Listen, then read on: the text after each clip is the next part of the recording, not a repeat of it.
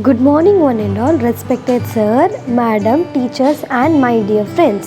I am Bhavya from Grade-7.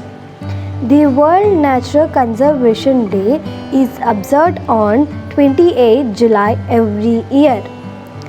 The aim of this day is to spread awareness regarding the protection of nature.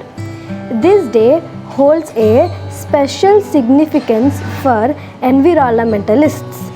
The purpose of this occasion is to recognize the importance of healthy and well-functioning environment for the improvement of human productivity and stability. A little effort towards saving environment is better than no effort. Thank you for giving me such a great opportunity to speak a few lines about World Conservation Day.